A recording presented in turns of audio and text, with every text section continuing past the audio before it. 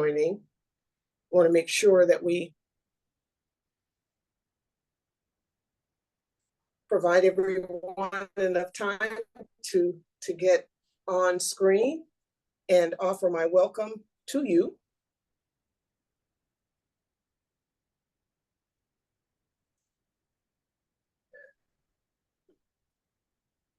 See Emily. Hi, Emily. Good to see you. We have a message from Jenny. She's stuck in traffic.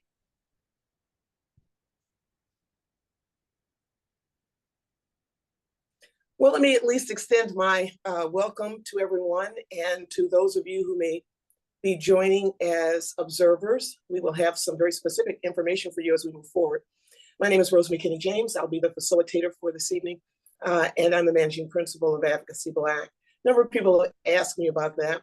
And the BLACK stands for Building Leadership and Advancing Community Knowledge, just in case you were curious. Someone asked me at the last meeting. So I want to welcome you to our February meeting, and we're looking forward to a robust conversation with some reflections and updates. And I'd like to begin, as we have in the past, with asking for our safety moment and also our equity moment. So let me welcome Lisa, I think, for the safety moment, and then we'll turn to TJ for the equity moment. So please. Yes, thank you, Rose. Hello, EAG. It's good to see you guys' faces again. Today's safety moment is situational awareness. So 4 things to know about situational awareness.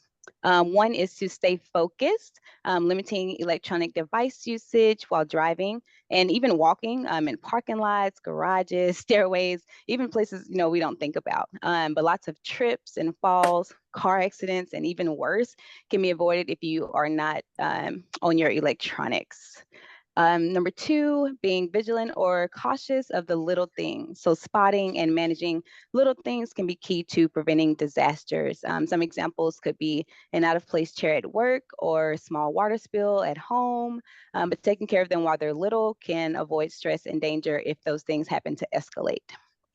3, have an exit strategy already in mind. Exit strategy as in where's the nearest exit, window, safe place for you to go in case of an emergency.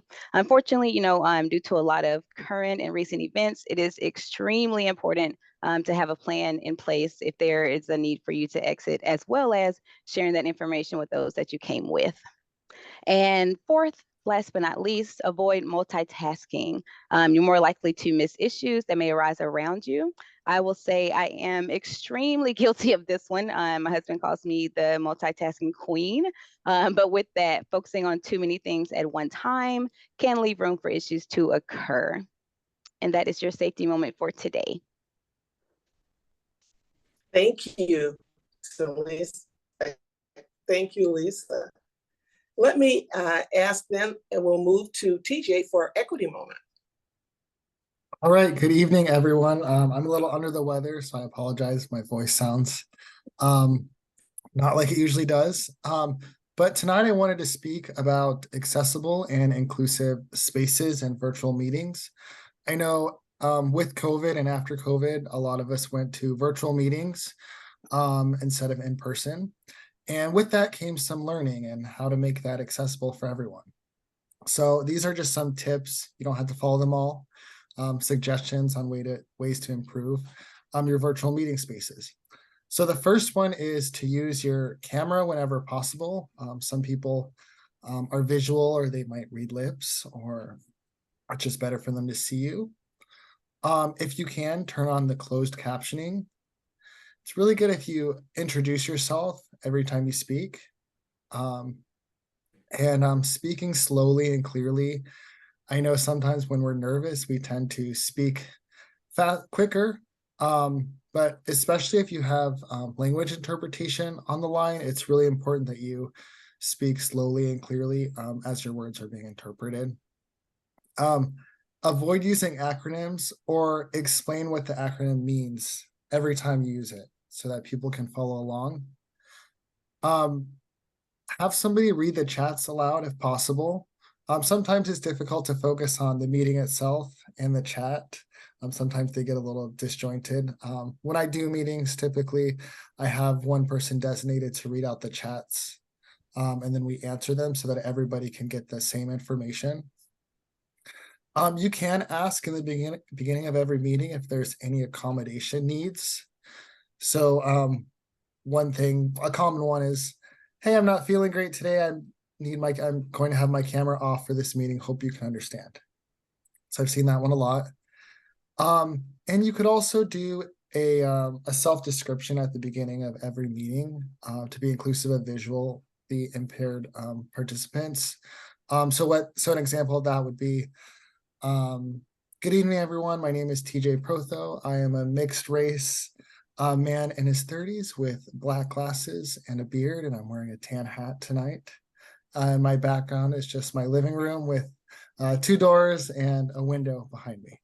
So this is just kind of general overview of some inclusive tips. Of course, there's a lot more out there, like not wearing patterns and wearing certain colors and different stuff like that. But this is just, I think, an introduction. So thank you all.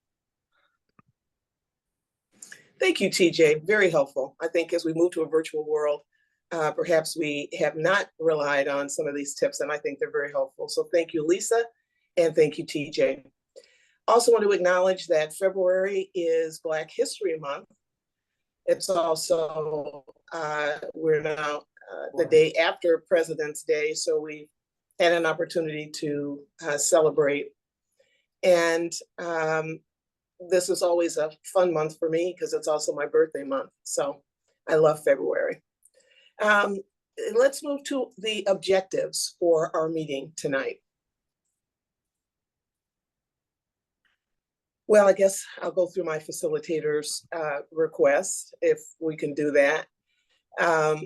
We always ask that you participate actively, that you are constructive and courteous, respecting the role of the facilitator as I attempt to guide the conversation, and listen and appreciate the diversity of perspectives and opinions. We always welcome our observers. We ask them to respect the Equity Advisory Group's time. This is the time for the EAG. And let me, at this moment, again, welcome our observers, indicate that there will be some specific information for you if you choose to join or provide comments toward the end of the meeting. Also, let me acknowledge that I believe we may have some special guests, some students who are a part of an energy policy class who are joining us as well. So welcome to everyone. Next slide, please.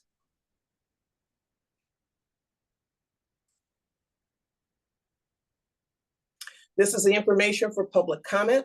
We offer 2 opportunities for you. The opportunities are either through phone or through the YouTube live stream. And typically it will begin at approximately 7 p.m. We just ask that you not join the meeting until then, and then we'll provide some additional instructions for you. May I have the next slide, please? Here's our agenda for tonight. We will have some updates from PSE, some important updates for the EAG, including looking back on what was accomplished in 2023. We'll take a break. We'll go to a DER public engagement pilot discussion, and then we will end with next steps and the opportunity for public comment. Next slide.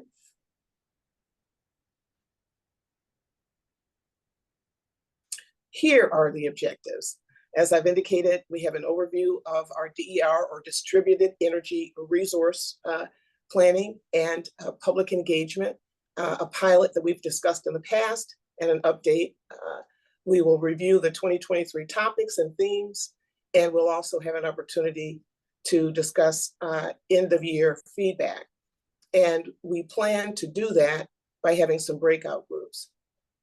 And then we'll move to some updates from PSE, and I think we're going to be moving to those fairly shortly.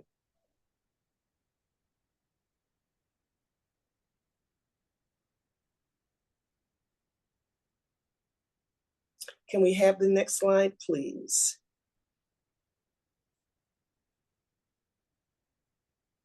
So before I introduce Troy, I wanted to provide my own update. Typically in a journey, there is a beginning, a middle, and an end. And I wanted to let you know that after the time that we've been able to spend together standing up the EAG, I will be moving on as we transition to Troy's team. It's been an absolute pleasure to have an opportunity to work with you and to work with a fabulous team that does so much of the work behind the scenes. But I'm delighted with the progress that we've made, and I appreciate your willingness to allow me to share my insights with you and my experience. And in turn, I've certainly benefited from the opportunity to learn from each of you. So I'll be moving on at the end of March. And so I'm not saying goodbye or farewell just yet, but I just wanted to make you aware of the plan.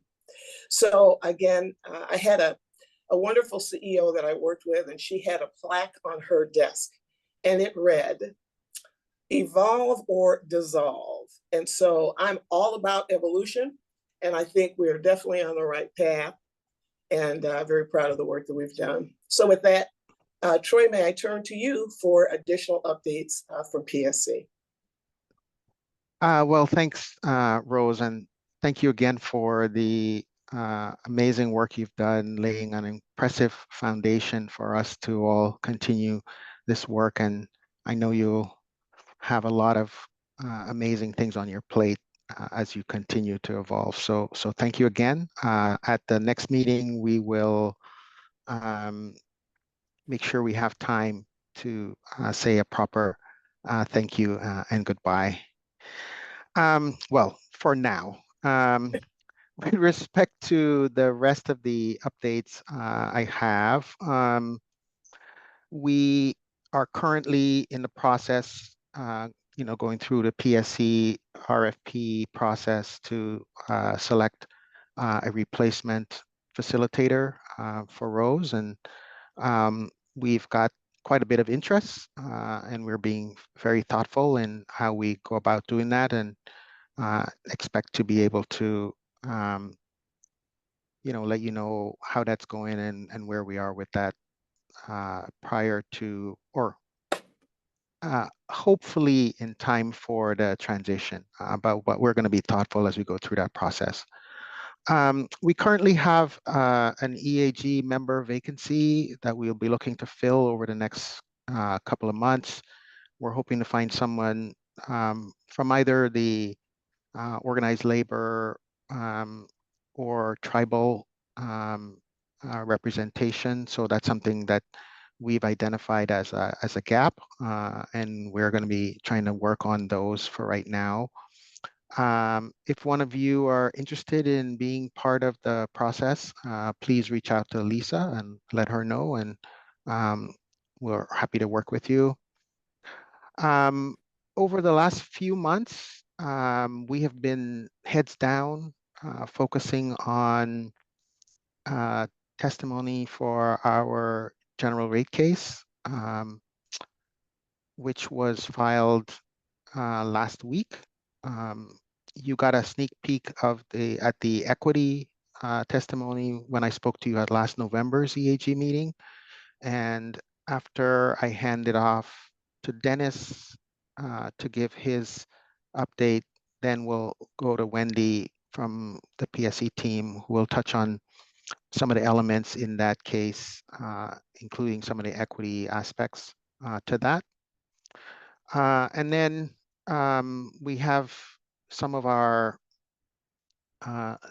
steering committee updates I'll provide here as part of the email you received for today's meetings. There's a link to the 2024 EAG calendar that includes proposed topics for meetings this year. Keep in mind it's a work in progress, so this will change as we finalize each meeting agenda. Also on the agenda is proposed training info sessions. We heard from you that you would like more training on utility basics and history of the EAG, how we got here. So we're planning on an EAG 101 in April. In Q3, we are looking to have a site visit for you to learn more about PSE grid operations. So those are the quick updates for now. I'll hand it over to Dennis to do the steering committee update. Hi, this is Dennis Suarez, and I am going to be talking about recruiting for the steering committee. Just in our last meeting, we discussed how we have folks who have left and how important it is to make sure that we have enough folks within the steering committee. And to begin, it's open to all members of the EAG. And I would recommend that anybody who is interested in doing that to ask some questions, to answer any questions you may have about what it's like to be a part of it. But first of all, again, it's open to all members. The meeting is on the first Monday of the month. And it is the purpose of the steering committee really is to establish topics and kind of a direction for the general EAG.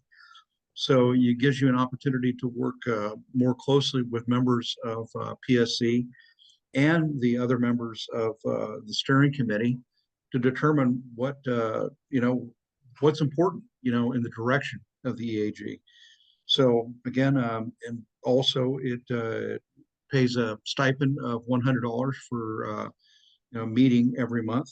But I think the biggest benefit that I've experienced is just being able to, really get to a better understanding of what's going on, because you have the ability to ask, questions directly of folks, and to get in a little bit deeper, and also to really focus on what the EAG really can do for PSE's effort, with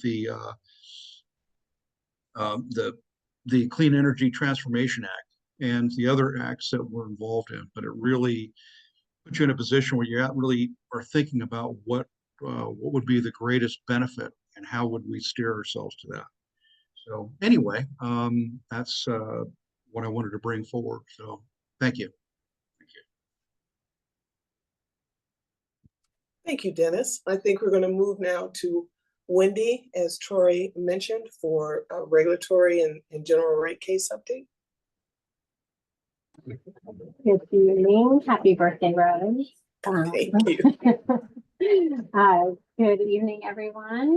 Thanks for having me back. I did this a couple of years ago when Puget last filed a general rate case. So I'm going to try to be more succinct than that presentation, which I think was a little too long, but I'm also happy to answer questions. So for those of you who weren't here last time around or who maybe need a refresher, a rate case is a formal proceeding that we file with the Utilities and Transportation Commission, and it gives our regulators a chance to consider the costs of Puget providing service to our customers and whether the existing rates that we are charging customers are sufficient or whether they need to be adjusted, based on current and future costs that the company is incurring. This particular rate case that we filed last week on Friday looks ahead for the next 2 years and looks at the areas where Puget needs to make investments in order to serve customers. Some of the top things that are driving the costs in this case, you see on this slide. The first bullet is regarding, let me go back. Slide 13, first bullet, supply of safe and reliable energy. So safety is a key. The second bullet is related to the clean energy policies for both electric and natural gas that Puget must, provide clean energy. Those things are driving costs as well. And then lastly, in this case, we've really tried to recognize the impacts on energy affordability for all customers, but specifically for those customers who have the hardest time bearing increased costs. So there are elements of the case that will deal with all of those things, as well as other things, but these were kind of the top three that we felt rose to the top of this view. Next slide. Okay, so here are some numbers. This slide provides the overview of what the proposal what the rate impacts would be. And so you see it separately for gas and electric. You can see there in year 1, 2025, 6.7% average increase on electric and 19% pretty high there on the gas side. And then for 26, you can see a little bit higher on the electric side as we get into some more of those clean energy investments, and but a significantly lower gas impact in 2026. And then you can see below that the typical residential monthly increase. So that's obviously just for an average customer. So individual customer results will vary based on usage. And then just the note at the bottom that this is Puget's proposal in the case, but the actual rate increases will be decided at the end of the case when the regulators make a decision. They will make a decision that will be the final rate impacts. Look at that, and then we can go to the next slide. Are you ready?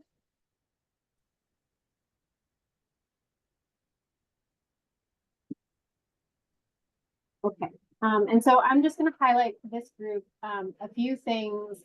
We worked hard, Troy worked very hard, and his team, as well as so many other people across the company worked very hard to incorporate equity throughout the case. Troy's testimony in the case, if you decide to go to the UTC website and look it up, you can go and you can review all of the testimony from the many Puget witnesses that are describing the case. But Troy provides an overview of equity, but there are numerous witnesses throughout the company that talk about our equity efforts, current and planned over the next couple of years. Then in Troy's testimony, we do propose a couple of new equity related metrics. The metrics are used essentially after the case is over throughout the rate period to evaluate Puget's progress in different areas. And so in this case, we are proposing some new equity metrics to help us measure progress. Several of those are focused very much on energy burden, to try to determine the efficacy of Puget's efforts to improve energy burden among its customers. And then lastly, the case also has increased funding for and describes in detail our efforts to improve access to Puget's many energy assistance programs. And so consistent with the past two cases that we've had, the energy assistance proposal here is to double the amount of the rate increase. So we basically double energy assistance funds by twice the rate increase percentage during the rate period. And that's our proposal in this case. So that's a high level overview of some things we thought the group would be interested in. I'm happy to take questions if that's happening. Well, thank you. I do see a couple of questions in the chat, and I, as always, invite you to either come off mute or we can look at the questions in the chat, and you can use your raised hand function. But let's go to, I think I saw a question from Monica in the chat. Yeah, I see that question. I can address that. So the average rate increases that you saw on slide 14, that would be across all customers, that average rate increase. So that's not just residential, that's all customers on average. And then the typical residential monthly bill, that would not apply to businesses or commercial locations. So the average rate increase gives you a sense of what all customers are feeling. by percentage, but then the residential bill is really only focused on residential. And we do have breakdowns for those other customer classes. So if you are interested in seeing more of those, we can provide those to you.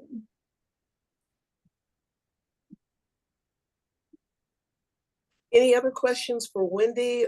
Any questions on the slides in terms of what the company is proposing or the process that we might try to answer?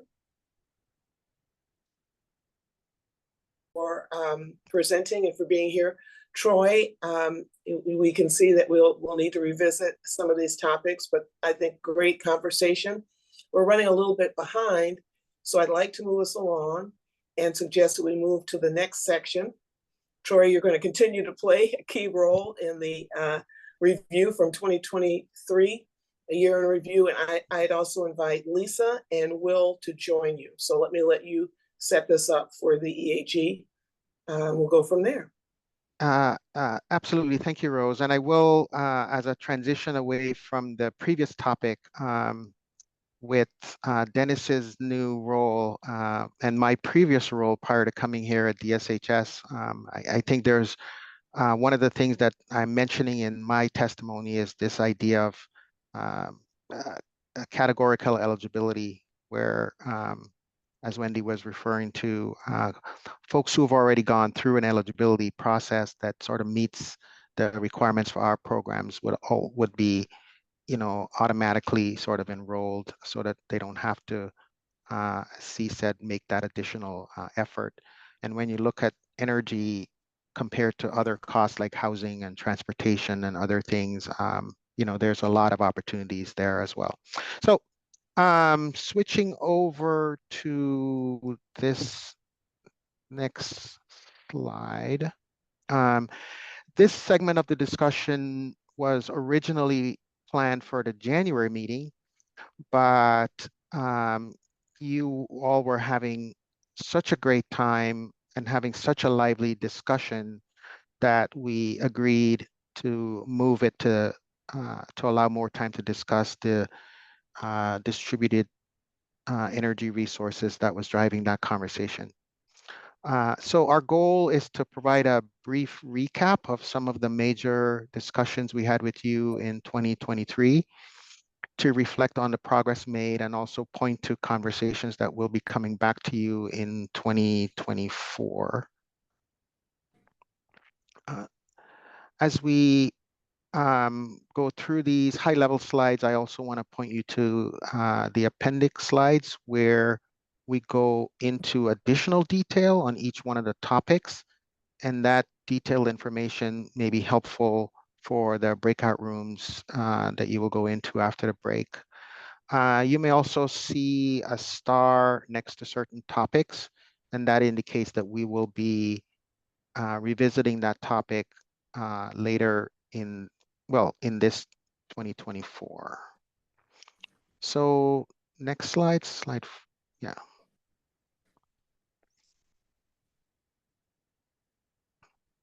Okay, so the delivery system planning team met with you on a couple of occasions with a focus on understanding how to better integrate equity into our infrastructure investment models.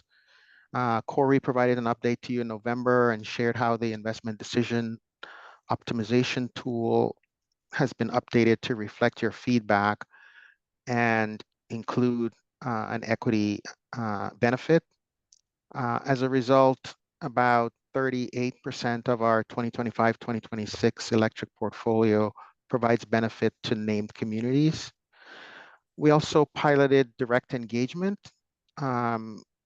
We heard your feedback on that and also incorporated stipends into our engagement pilot that we were developing on the distribution system planning piece. Corey mentioned that. We talked with you about equity and resource planning. That's a topic that's just getting started and we will spend some more time on in 2024. For the biennial update, you helped us in the spring as we developed the outreach and engagement approach. In the summer and fall, you were instrumental in defining deepest need and setting the minimum designation. You helped us convene for the first time joint meetings with the CRAG, the LIAC, and interested parties. That's the Low Income Advisory Committee and the Conservation Resource Advisory Group. Those meetings were extremely productive, and we're already hearing that folks would like to see more of those, and so will we as well. So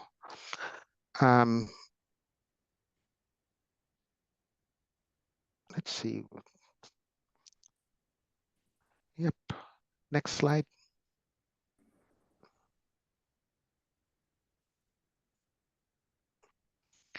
In 2023, we integrated EAG feedback into the Green Power Solar Grant process and had members sit on the selection committee for a second time. We are thrilled that you continue to participate and help us improve that program. And Mackenzie, who you're hearing from later tonight, will be back to invite more participation for the 2024 cycle. In early 2023, we asked for your help with IIJA grants. You generously agreed to draft a letter of support for our applications. While we made it to the final round, we didn't win a grant, but we continue to be grateful for all of the work you did throughout that process. And I know that the EAG had not done anything like that before. Federal deadlines were very tight for that initial cycle, but we got there and now have a template to use going forward. We are still working through opportunities for 2024 and expect to revisit this topic in March or May to both review lessons learned from the 2023 efforts and seek your support for additional applications for this year. You also helped us as we launched program design efforts for distributed energy resources and demand response programs with named communities in mind, providing specific guidance on how to engage in named communities.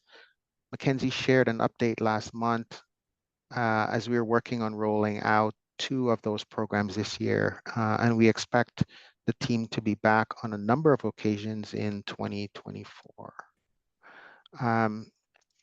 You all had early input and insight into the new bill discount rate program. While that program was designated in the low income committee, your interest and passion for this work was obvious. Most importantly, the opportunity to partner with you at the equity forums, where that program was rolled out, was excellent. And currently we're looking at having provided assistance to nearly 30,000 customers and counting. So that is something we're pretty excited about. Okay, let me Corey, stop there's a and make question in the sure chat I'm not on the bill missing. discount rate. I don't know if you can see it. I can read it out, but there is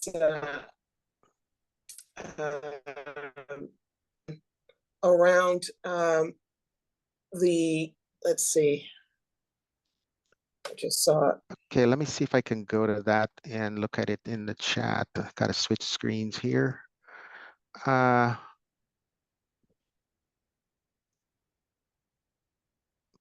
This may be outside. I wonder if the PSE. estimate of what percentage of qualified customers the bill discount rate and the HELP program reach. Do you have any data on that? Yeah, I don't, and I don't want to speculate. So we'll capture that. We'll get that information and respond to you. And a similar follow-on question from Emily around data related to the household are considered energy burdened. So, I mean, I think these are things, as you say, that you can follow up on, and we will respond through the chat, because these are areas that we've covered. And as you mentioned, the bill discount rate in particular was influenced by the EAG. And now I think the EAG is interested in gaining better insights on exactly, how it's being implemented. Yeah, I think one of the things that we learned last year as we were going through the projects for last year, the conversations for last year, well, one of the things we learned was currently the way PSC was set up, right? The Low Income Advisory Committee is the committee that advised PSC on the assistance programs. And so that's how we had the structure set up. The EAG was originally focused on the clean energy transition. I think with the deepest need conversation, and then some of the design of the low income work, we realized that this committee has a lot of interest in that space as well. And so we had those joint conversations. I think we also um, are trying to figure out this year from an agenda perspective, how do we make sure that the interest that this team has on those programs allows us to share that information and have those conversations. Okay, I think we are at the next slide. Yeah.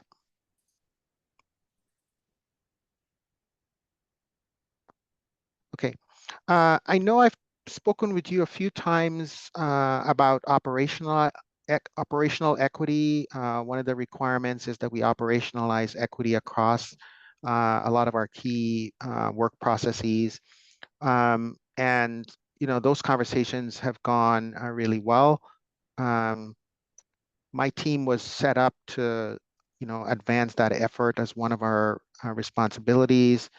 2023 was a foundational year, sort of laying out the groundwork to set us up for success. We will continue to incorporate equity into our processes and increase maturity as time progresses. And then lastly, in terms of an update, the equity forums, we partnered with you to try something new. You pushed us initially and said something you wanted to do. I think it was a good partnership. It was something new, it was something different, and I think it truly paid off for the organization and for the communities that we served. We heard so many great things and learned so much, and are really thrilled with that work. And we're looking forward to at least 2 more forums this year, likely in the Kittitas and Kitsap areas. But more to come on that as we work to develop those. And then let me pause there before I move into the next slide where I talk about lessons learned and make sure I'm not missing anything. Okay. Any other questions or comments for Troy before we transition?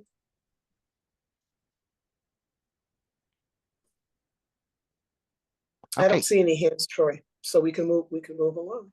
Okay, so next slide. So what did we learn in 2023? These are some very high level themes, but and certainly not all inclusive. We heard clearly that equity and equality are distinct things that we need to make sure that we're keeping separate, and that we, based on that feedback, we have tried to step back and embed that into a lot of our work. A lot of the internal slides that we use now for employee training in equity, we start out by focusing on the difference between the two areas. We heard clearly that compensation is critical. And we are now making sure that as an organization, we're being consistent in how we decide when to provide compensation and the nature of that compensation. So that's something that's been super helpful. The need to make it meaningful when we engage, meaningful engagement and direct engagement with communities. I'm combining these because they're related. Um, you know, it's helpful. Engagement is meaningful if it's direct. It can be. And we heard from you that working with CBOs is one way, community-based organizations, is one way to learn about and support customers in named communities. Meeting people where they are is another key aspect of that.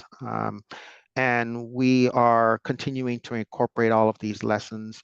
I think one of the ways that we're holding ourselves accountable for that, to C's point, is that if we don't do a better job engaging and making it easier for folks, then we're not going to be able to impact energy burden in the ways that we're setting ourselves up to do. We need to engage better. We need to then allow people to participate in our programs in higher numbers in order to drive those metrics that we're now going to be holding ourselves accountable for. We heard that there's interest in shadowing some of our engagement efforts, and we're working on making that happen with a calendar of events so you can sort of identify the events that would work for you, and we can manage that so we're not overwhelming you or our teams. And then lastly, the need to be more clear on what we are hearing from you and how we're using that feedback and responding. That's partly why we're having this discussion and I'm spending this time with you. And we want to be more nimble in doing this and more transparent. So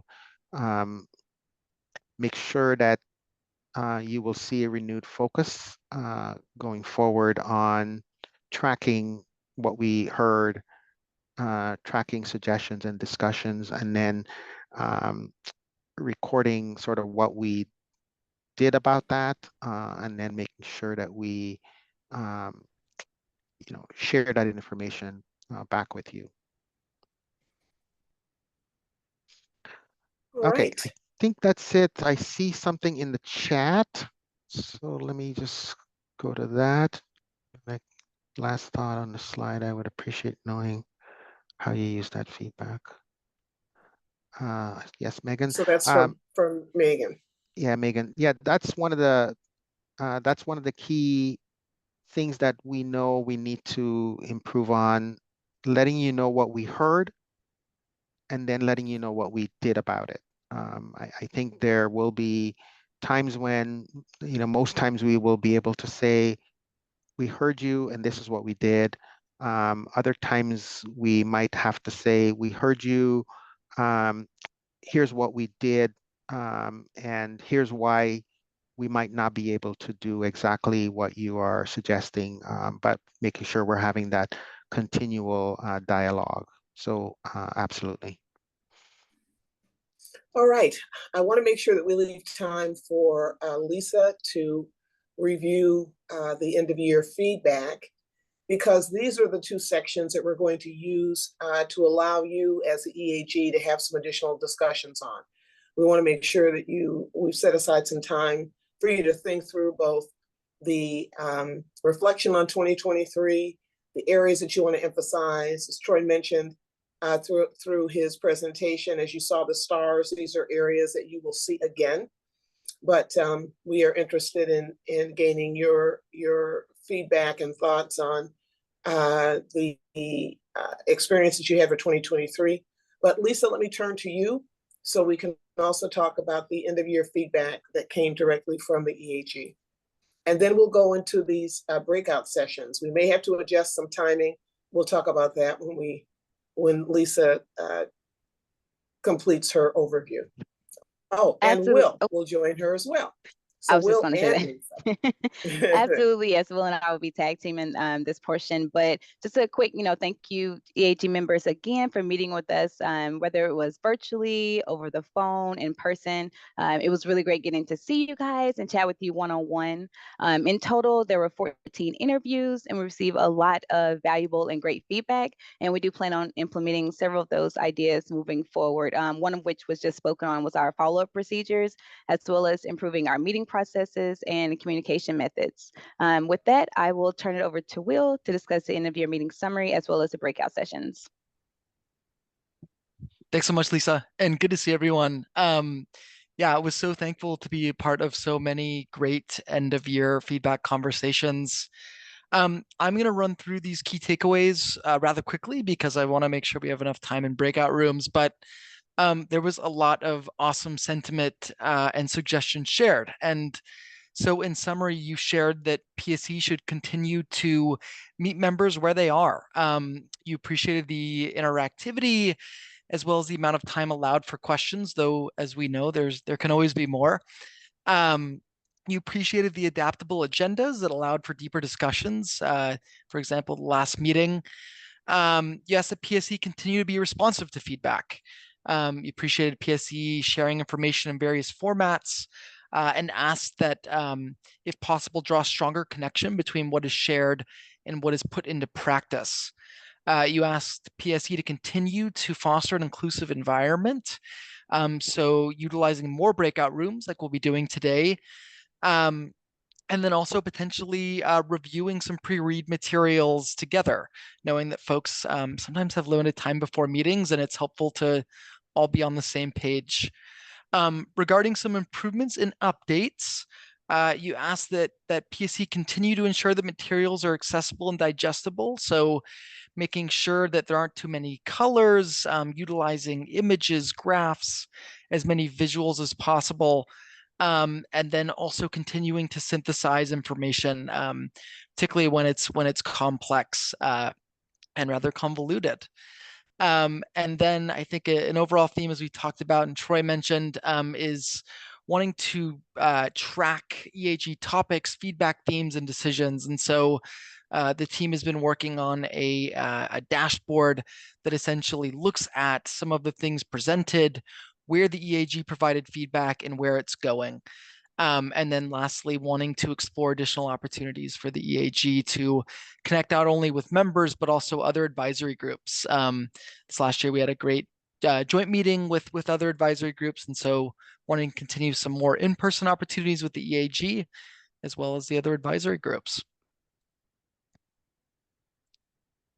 And that is the quick of it. Thank you, Will. That's very helpful. So those are basically the two areas that we would like to provide you with an opportunity for some discussion on. And as you can see on the agenda, the thought is you can choose which one of the breakout groups you'd like to be in. We are going to have to adjust that time. I think initially we thought maybe 25 minutes. We'll probably adjust it to closer to 20. We'd like to have at the end of your discussions enough time for just a quick readout. And maybe just by a show of hands, you can let me know whether or not you're comfortable having somebody from PSE in the breakout rooms. We have Ray and Yvonne available to be there. Sometimes it's helpful to have them to respond to questions. Maybe we'll do it this way. Is anyone opposed to that? Okay, I don't see any responses, and we will have note takers as well. So I think Will and Zach will be there for some note taking. It's always helpful to capture your thoughts. So the plan is you are going to be able to pick. Kim, I may turn to you for an explanation of those logistics because I know you're going to be the one opening the rooms. And so we'll spend, Kim, would you like to come off mute and go through these tips? Sure, Rose, thank you. So I will be opening the 2 breakout rooms, one for the 2023 topics and one for the end of year feedback. You will be able to go into those rooms yourselves if you go down to the bottom bar on Zoom called breakout rooms. You click on that icon and you are able to pick join whichever room that you'd like. If you prefer to just drop in the chat where you would like for me to put you in, I can also do that. Okay, any questions on the process and logistics? We'll be, we'll come back out from this. You'll have just a quick notice of when your time is up. And as usual, we hope that you will be open in your engagement Monica's looking for the Marco has a question. He's on his iPhone. Yeah, it's just the same question. I don't see it either.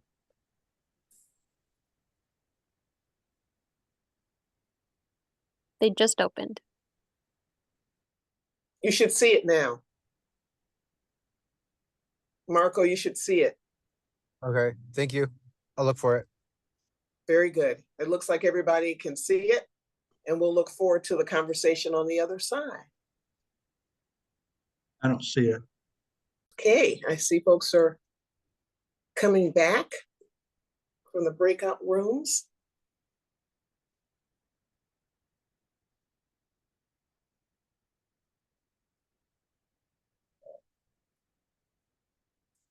Kim, please let me know when everyone is back.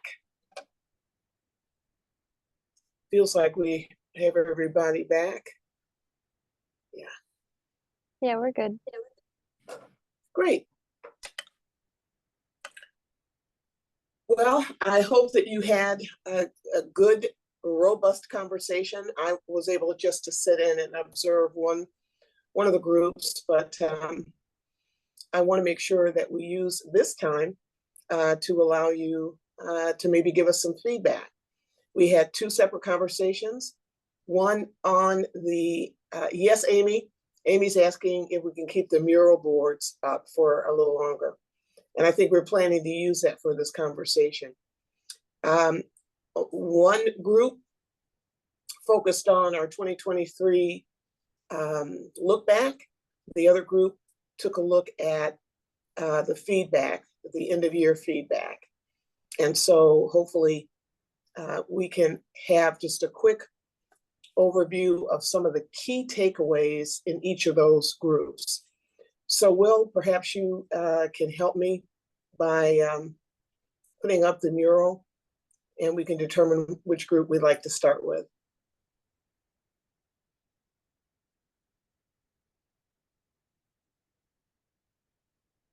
Okay. Can we see that? We could get it just, if it's possible to get it just slightly larger, I think that would be helpful. And this is the end of year cut off feedback any important- section. This should be everything there. Okay. And I believe Okay. Jenny was going to provide some updates on this. Very good. Jenny, I'm going to turn to you then. Hello.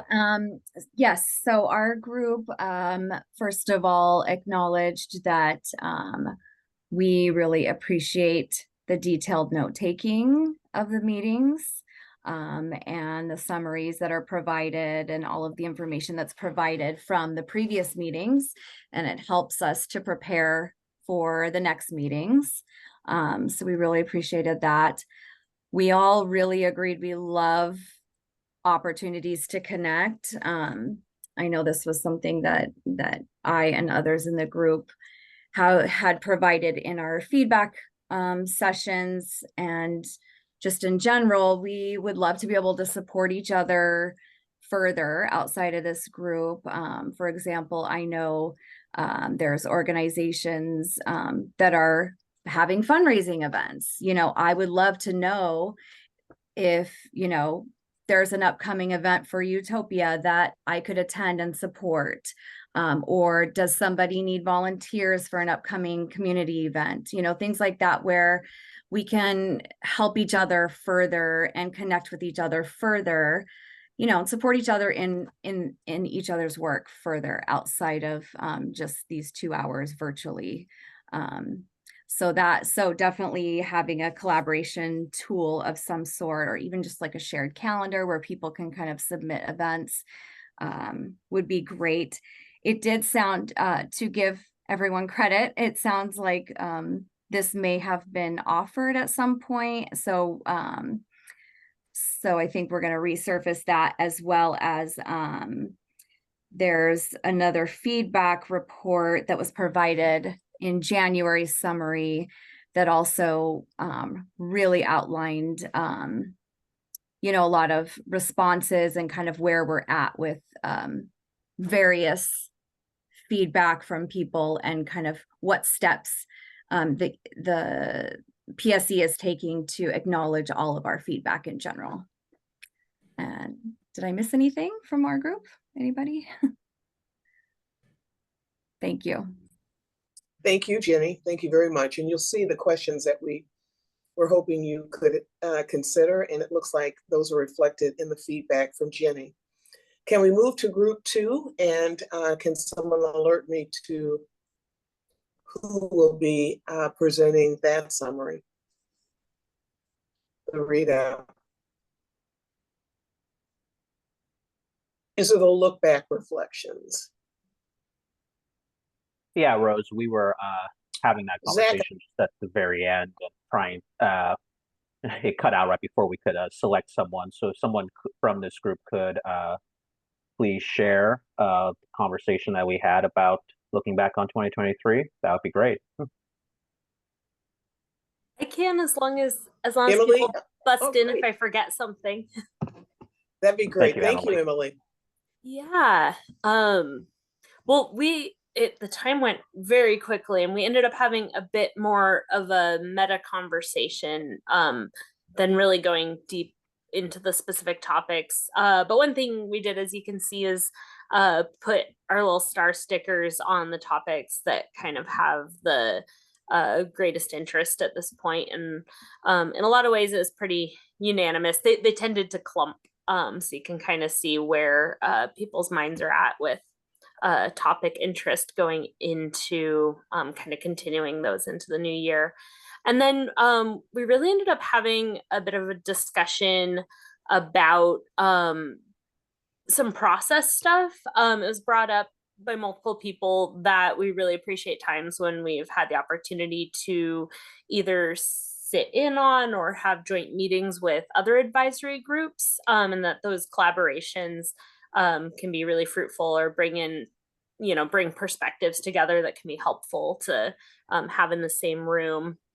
Sort of a wish for more joint meetings. And then we also talked about how a lot of the topics that are listed on this list are connected and intersect, and just kind of touching on if there's ways to look at them more holistically, given that a lot of them affect each other.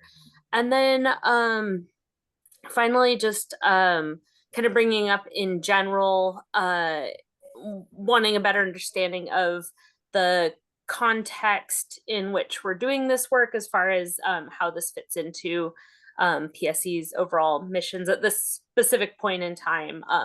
When it started, it was very focused on the CEIP, and sort of get a little more context on the ongoing work. And then also, what was the other thing? I'll leave it at that because I blanked out at the very thing I was just saying right now. So if anybody else wants to fill in for our group. I think you've covered it very nicely, especially since we've sort of put you on the spot, particularly around prioritizing some of the key topics that are important to you. Anybody else from group 2 have additional observations to support Emily? Sounds like you did a great job. Or did I miss someone? Emily, you did a great job summarizing. One thing I'd like to observe is there were some technical access issues getting into Mural. And so maybe having another way of note taking might, and also maybe leaving it up a little bit longer so people can kind of jot down their ideas. And after the meeting, since there was so many topics, we didn't have chance to really reflect on the questions more than add the stars. Yeah. You know, I'll have to say that time has been a little bit of the enemy for us on a number of occasions because you all are so engaged. But I do think, you know, we'll continue to refine that and try to provide more time for that engagement as we move forward. It's a challenging balance because we keep you for 2 hours and we want to make sure that that it is both substantive, but also that you all benefit from those interactions. So I think the feedback that you provided will be very helpful to the team as they move forward. So with that, we are running a little behind. Before we move to the DER engagement, I want to give everybody an opportunity for a very abbreviated break. That is 2 minutes to turn off your cameras, stretch, take a couple of deep breaths, and then come back. While I do what I need to do, which is to alert those who are observing that we will have a public comment period, and we're still focused on achieving that at about 7 p.m. So stay tuned for the details for your participation in public comment. And there is some, clock has turned to 6:40, so I want to go back to our agenda and welcome Ray and Mackenzie. So if everybody can come back on the screen to your comfort level. This is a conversation around DER public engagement. This is a repeat appearance from Mackenzie, who's been kind enough to join you in the past. She's a product manager for equity and customer renewables. And of course, Ray Outlaw, who's a communications manager for the clean energy strategy for PSE. So I'll turn it over to you. And I think I'm welcoming you, Mackenzie, first.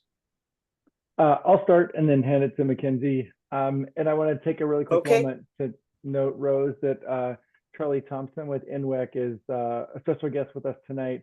NWEC and Front and Centered, Northwest Energy Coalition and Front and Centered were parties to the proceedings for the 2021 CEIP. And so the condition we're going to talk about tonight was, I believe, co-authored by those two organizations. And so if you have questions specific to the condition, Charlie might be able to help. So thanks for joining us, Charlie. Next slide, please.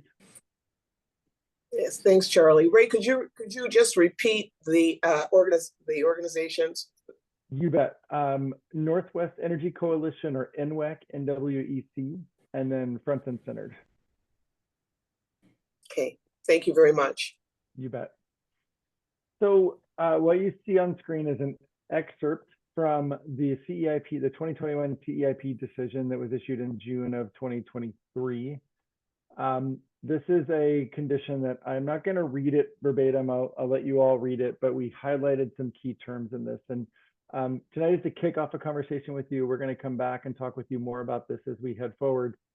But what this is really about is doing some really deep engagement in named communities at the empowerment level. And I'm going to talk a little bit about what that means in a moment on the IAP2, or International Association of Public Participation spectrum. That is a whole lot of words. IAP2 is an organization that was founded in 1990, and their mission is international, as you would guess from their name. And they aim to improve and enhance public engagement, public participation in all kinds of public and private sector endeavors. I was trained in IAP2 all the way back in 2009. My firstborn is going to start driving this year and is about the same age. So just to give you some perspective, IAP2 has been around for a pretty good while. And the other half of the condition is for us to collaborate with each of you. And that collaborate is also a special word in the spectrum that we'll talk about in just a moment. We have started to plan this work, and that's what we want to present to you tonight, is the what does this concept look like, and start to get your feedback on how we move it forward in 2024 and probably part of 2025. So next slide, please. And I better move quickly, 17 minutes. Okay, so this is the IAP2 spectrum. We'll talk about it a lot. Most of the time, projects, and I'm speaking broadly across all kinds of projects, transportation, energy, water resources, the engagement exists in the first three columns: inform, consult, and involve. And as you move farther to the right, you place more responsibility on the people you're engaging with in the decision that you're trying to make. The other thing I want to point out about the spectrum is that a project doesn't exist solely in any one of these columns. So tonight, for example, we're probably informing and consulting with you because we're telling you about what this project is and what it needs to accomplish and getting your initial feedback on it. But there'll be phases where we want to collaborate with you and really dive deeper into what are your ideas and how do we partner with you on making some key decisions. And then empower, and I think you want to click next just to throw an arrow up there, but empower is that word in quotes that you saw in the condition. It says in the end product of this is we're placing the decision in the hands of the people that will be affected by that decision. And then one more click, collaborate. That's where the EAG sits based on this spectrum, partnering with you in this process to help us design the program, or the project, and figure out how to deliver this work within named communities.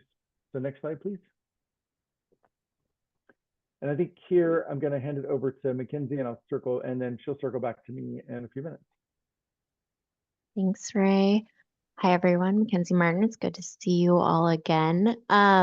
Because we're talking about this pilot resulting in DER, distributed energy resource offerings, I wanted to quickly highlight the 4 types of DERs we think we could ideate with customers on.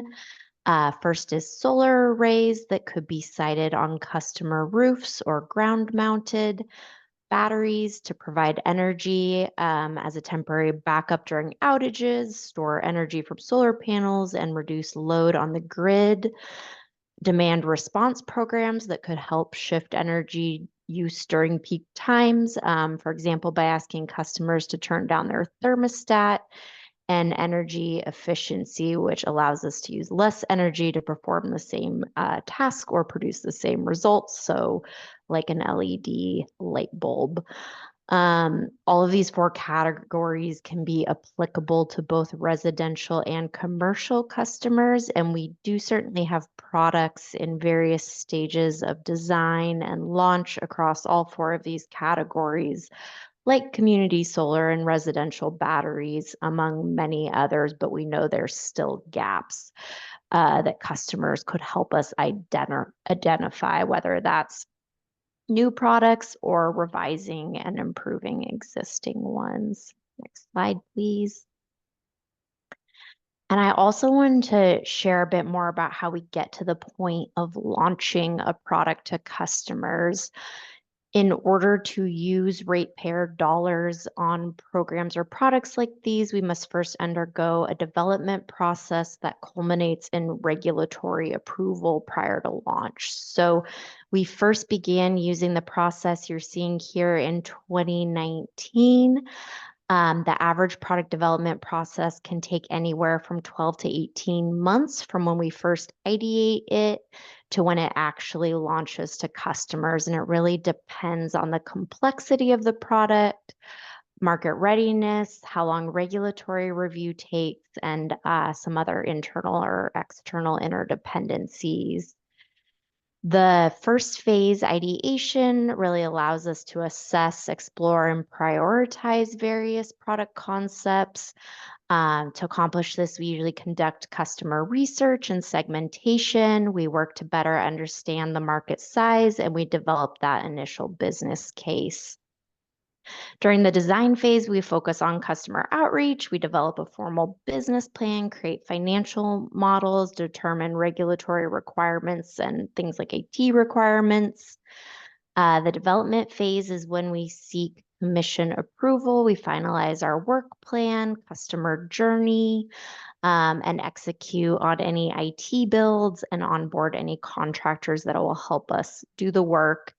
And then the go-to-market phase is when we formally deliver the products or enroll customers. We really have the opportunity to engage in recognition, procedural, restorative, and distributional equity across these phases by working with named communities to enhance our understanding of their needs and barriers. And we're trying to expand how often we do that across this entire process. Luckily, pilots like this give us an opportunity to include more customer voices in a bigger way. Next slide, please. And on the note of community engagement, in 2022, we kicked off an effort to connect with named communities and their service providers to hear their perspectives on solar, batteries, and demand response, better understand what barriers may exist, how we could alleviate them, and maximize the desired benefits. And I presented on the outcomes of this work in the June 2023 EAG meeting, but we wanted to take this opportunity to refresh you on the topic because I think compared to some past public participation efforts, this might have moved the needle with named communities towards involve and collaborate. So we know this wasn't at the empowerment level, but we do think it may give us a foundation to build on. Next slide. And really quickly on the who, since again, the products were for both residential and commercial customers, we engaged with over 300 residential customers focusing on limited income households, rural communities, BIPOC communities, those whose first language is not English, and seniors on fixed incomes. And then we engaged with commercial customers whose primary mission is to serve and benefit those residential customers. So we were able to connect with over 60, and this included community-based organizations and nonprofits like food banks and veterans organizations, tribes, senior centers, schools, and small businesses. Next slide. And the engagement process was iterative and funneled. So we started with introductory calls, interviews, and focus groups to really focus again on those high-level benefits and barriers. And then we use the outcomes of those engagements to draft solar battery and demand response program concepts that we tested in workshops. And then our last step was to survey residential customers to measure their overall sentiment on DERs and test product concepts similar to those from the workshops. And all this culminated in a final report that outlines the detailed feedback we've received from customers. Next slide. And those categories I talked about, solar, batteries, demand response, they're pretty distinct. And so were all the customer segments we talked to, but we heard relatively common themes of feedback, always at the forefront: cost, upfront costs to purchase and install equipment, along with the ongoing cost of maintenance were always customers' biggest concern.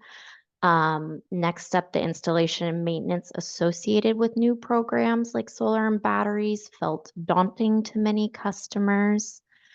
In the workshops, we asked customers to tell us what did and didn't work about the programs we were proposing, and their responses were always mixed. So ultimately, we heard that each customer's needs and interests are very different. So our programs have to be flexible enough to address the nuanced customers or challenges that customers face. And then on that note about flexibility, we talked about ownership of assets like solar panels or batteries. We had some customers who preferred to host PSE-owned equipment. And those who wanted to own it themselves. And so wherever possible, we're hoping to include flexibility in ownership. On the topic of education outreach, DER concepts and programs are very new to many, so there's a lot of work to do in the education space. It really came across that without a good educational base, uncertainty can translate into skepticism about whether DERs can actually deliver the promised benefits. But really, despite the barriers and all that uncertainty, generally we heard an overwhelming interest in participating in future DER programs. So both the themes and the detailed feedback we received are so important to us. We've been integrating that feedback wherever possible into product design. That includes the customer journey for residential batteries and the commercial solar program you heard about in the January meeting. And I can pass it back to Ray. Thank you, Mackenzie. And Rose, I see we're short on time. Next slide, please. All right, so what you see on screen here is our pilot approach, and I'm going to take just a couple of minutes to walk you through this, but we're going to come up with a way kind of on the fly here to get some feedback from you after the meeting. Maybe it's a mural or an email form or something like that, but and we'll show you the questions here at the end before we wrap. But essentially what we see is we need to convene a set of focus groups and probably 2 or 3 different focus groups from different segments of named communities. We need to do some education because DERs, distributed energy resources, complex topic. We heard earlier, I think it was in my breakout room about, the energy language is not always common for everyone. So we'd help folks understand what exists today and then ask them, what are we missing? What's not working? What can we do better? So we ideate that challenge in the space, in different spaces. We'll synthesize that information and then come back to the same people and say, okay, here's what we heard across these different groups of people that we talked to about the gaps. And then we'll start to ideate solutions to those gaps. And then again, we'll take that back and turn that ideation into some program or product concept and bring that back to the same group. And this is where you get to empower and we have to figure out the sort of technical way that we do this, but those groups, those individuals help us select which program to pursue regulatory approval for. And that's what makes it a pilot. I'm not aware of anyone in the industry, certainly not PSE, doing this kind of work before. And it's pretty uncommon in other spaces, transportation, and some of the types of program types that I talked about earlier. So it's a unique and cool opportunity for us. It's a unique and cool opportunity for me. And I'm pretty excited about it. And so I think it's the next slide, we have a couple of questions for you that we had hoped to have. Oh, one more slide and then we'll get to the questions. These are not necessarily questions for you, but we're happy to hear your feedback on them. But what we try to do is frame, what are we going to learn from this work in each of the 4 quadrants? And so trying to think about what information can we take back to our program design and to Mackenzie's team and other teams as we go. So if you have other ideas to add to this board, we'd love to hear them and appreciate it. But if you only have very focused time, I'll point you to the questions on the next slide. And so the next slide is, as you take a look at that stepped approach, does it make sense to you? Do you have suggestions for improvement? And then specifically, do you have suggestions on how we identify which target audiences? It's a pilot program. We know we can't engage everyone in named communities, quote unquote, but we want to do something meaningful here. We want to take the lessons that you have shared with us and apply them to this work. Certainly compensation is something that we're thinking about. And so we'd just love to hear your thoughts about where we might prioritize this work. And there are some examples on the screen, but by all means, those are just examples to help get you thinking. So we'll put together some kind of feedback tool and get that out to you via email. And I know we're almost out of time, Rose, so I'll just pause and see. I don't see any questions in the chat, but happy to try to squeeze a couple in. Yeah, there has been some feedback in the chat, Ray, but I think your point of being able to go back to the slide and provide the EAG members with an opportunity to digest that separately would be very helpful. And I think they'd look forward to that. But again, using the raised hand function or just coming off mute, if you have any thoughts for Mackenzie or Ray or any questions, either on the spectrum or the process that they've identified?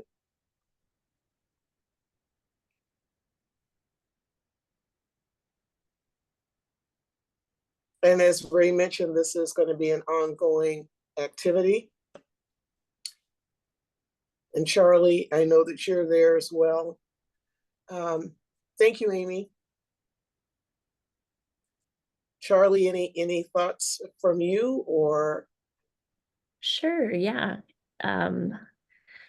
Hi, everyone. My name is Charlie Thompson. I use she, her pronouns. I'm a policy associate with the Northwest Energy Coalition. As Ray had mentioned in the beginning, my nonprofit and then our partner community-based organization, Front and Center, helped craft the condition from the CEIP that kind of started putting this into action. And I've shared space with many of you in the joint advisory group meetings because I'm on PSE's low income advisory committee. So it's nice to see a lot of you again and also some new faces. And I agree with whoever had said that the joint AG meetings are super beneficial because I always learn something new from the equity advisory group that I don't hear in the low income advisory group. I think what I have to say on this on the condition that's putting forth this pilot is that NWAC and Front and Center's intention was to ensure that PSE is developing new clean energy programs that not only locates clean energy projects within named communities, but that the people within those communities have a say in what kind of projects they'd like to see. And we proposed the pilot as a way to work with and inside named communities to learn what projects they're interested in, what's confusing, what kind of communication is effective for a partnership like this with a utility, et cetera, so that PSE can take away these answers and learnings and use it to move forward, not only in like the DER project space, but in other areas of their work as well. So, and I think that maybe the most important thing to keep in mind with this pilot is that the pilot is on public engagement, and it's not a pilot on DER programs. The DER program just happens to be what the public engagement will focus on. So I agree with Ray and others that it does seem like a unique opportunity that, and I haven't been in the space for long, but I haven't seen it in other utility spaces as well. So I'm excited to follow along with you guys. Thanks. Thank you so much, Charlie. Appreciate that. Yeah. Yes, absolutely. And so clearly, based on what Mackenzie and Ray have offered, this will be an ongoing discussion. We're going to provide you with some additional information and request your feedback as usual. And both Ray and Mackenzie are available for any questions that may come to mind. I don't see anything else specifically in the chat, but let me just take a quick look. Mackenzie has shared the report that she referenced. That was a question from C. And so that will be provided. And additionally, I think the mural boards from the prior discussion will also be provided to EAG members for further input. So I think we are definitely making progress. And with that, let's turn to the opportunity for our observers or anyone who's monitoring the call.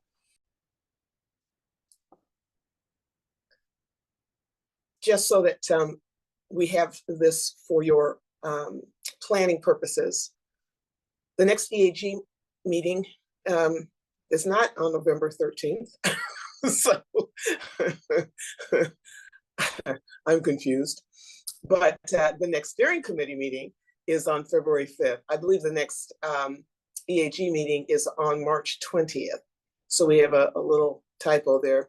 But as usual, Talisa will keep you posted. You can look forward to the emails. Okay, Kim, say it's March